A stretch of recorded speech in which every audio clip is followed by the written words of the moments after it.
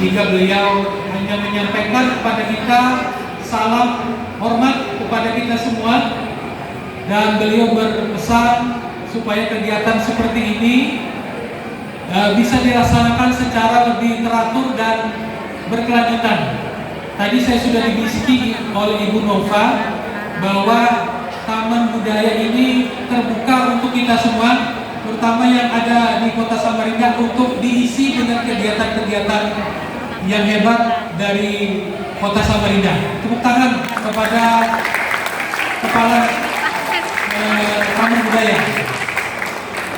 Selanjutnya mungkin yang perlu saya sampaikan singkat saja, karena saya yakin yang hadir di sini sudah tidak sabar untuk menonton atau melihat bersama penampilan dari adik-adik kita, anak-anak kita yang sangat luar biasa. Intinya Bapak Ibu, bahwa Hari Pendidikan Nasional tahun 2024 ini, marilah kita tidak hanya melaksanakan tugas secara rutin seperti ujian, seperti melaksanakan kurikulum, tadi sudah disampaikan, lanjutkan kurikulum Merdeka saja, tetapi kita jangan lupa juga bahwa departemen kita itu adalah Departemen Pendidikan dan Kebudayaan. Jadi ada dua yang bersatu di dalam departemen ini.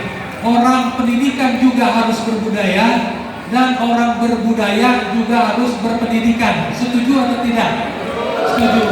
Oleh karena itu kita lihat hari ini terjadi perkawinan antara orang pendidikan dan orang kebudayaan yang bisa bersatu di ruangan ini dan sama-sama ingin memajukan Hari Pendidikan sekaligus juga memajukan kebudayaan yang ada di negara kita.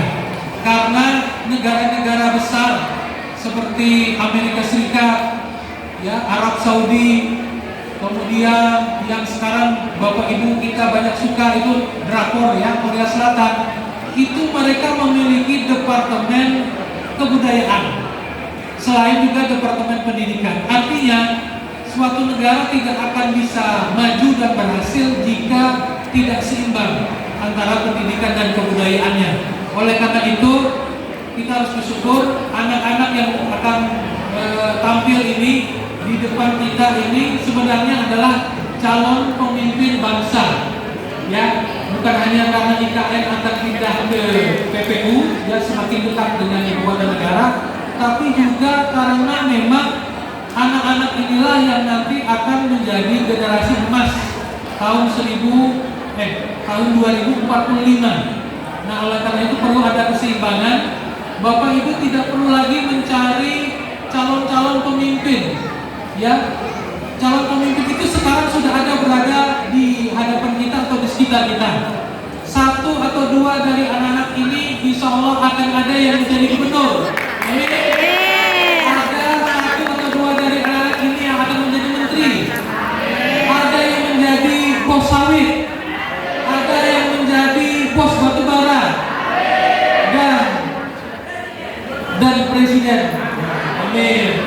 Nah, oleh karena itu, jadi sebagai seorang pendidik maupun sebagai pelaku budaya, kita harus benar-benar memberikan 100% apa yang terbaik yang bisa kita lakukan bagi anak-anak kita ini. Karena kalau nanti kita tahun 2045, ya Pak Taufik, mungkin saya sudah pensiun, Pak Taufik mungkin sudah pensiun, tapi anak-anak ini nanti akan melanjutkan, ya, perjuangan bangsa kita. Anak-anak ini yang nanti akan menjadi pemimpin. Nah, kalau kita sekarang tidak memberikan yang terbaik seperti Bu Rini lakukan di SMP 22, kalau mereka menjadi pemimpin, akankah dia akan memperjuangkan nasib kita yang nanti pensiun? Kan gitu. Setuju? Kalau mereka ini menjadi orang yang hebat, tentunya kita yang sudah pensiun, yang sudah tua-tua ini tidak lagi perlu memikirkan biaya pendidikan karena sudah ditanggung oleh negara. Setuju? Tidak usah lagi bingung kalau ke rumah sakit karena biaya rumah sakit sudah ditanggung oleh negara. Setuju? Jika setuju, maka harus kita bersemangat, ya, untuk memajukan pendidikan serta kebudayaan bangsa kita ini. Bapak Ibu, saya ingin membuat sebuah ungkapan dari presiden pertama kita. Beliau, Presiden Soekarno, pernah mengatakan bahwa ada 3 yang membuat bangsa kita ini nanti akan kuat dan menjadi mercusuar dunia. Yang pertama adalah berdaulat dalam hal politik. Yang kedua adalah berdikari dalam ekonomi. Dan yang ketiga adalah berkarakter yang berbudaya. Kita berharap slogan ini bisa kita wujudkan. Apalagi nanti mendekati tahun 2045 generasi emas, kita akan memperingati 100 tahun kemerdekaan. Harapannya apa yang disampaikan oleh Bapak Presiden tadi, ya, benar-benar sudah kita jalankan atau paling tidak mendekati 100%. Mungkin itu saja yang bisa saya sampaikan. Terima kasih atas semua kerja keras dari panitia.